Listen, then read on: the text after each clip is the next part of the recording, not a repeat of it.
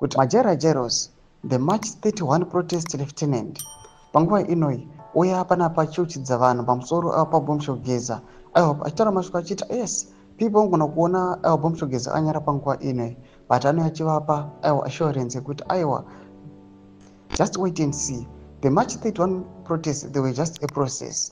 The real event is coming. Don't was subscribe or like or on the bell icon. Do you know by here major just posted this picture Amurkona the March 31 movement Udanyura GT. If you believe this was the end of Geza, Commander, Comrade Blessed Geza, wait and see. There is more than the eye can see.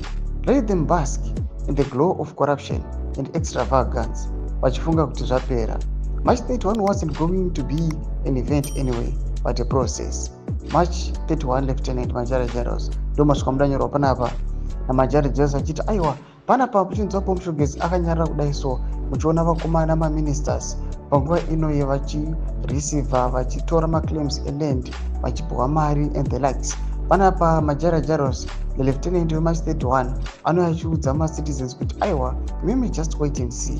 Panapa kune zvimwe zvakawandisa zvamusingakwanisi kuona neziso chairo zviri kuitika in the background. Panapa anouya achiudza vanhu achiti aiwa let them bask in the glow of corruption vachiita zvezvo zvavari kuda, but March 31 protest yakanga iri just a process yaizolida kune vakomana zvavakaplana nemastrategies arunga. Mashoko anoyabuda panapa namajarajaros achiuya achiafema nemacitizens kuti aiwa imimi musa forfeita musa kanda mapumo pasi, let us fight tirambe tichifighta this regime iri kunokwanzi iri very corrupt kuti iende irove pasi. Tiudze mafungiro enyu muri kudii pamusoro pechitiko chipinda kupen section medu.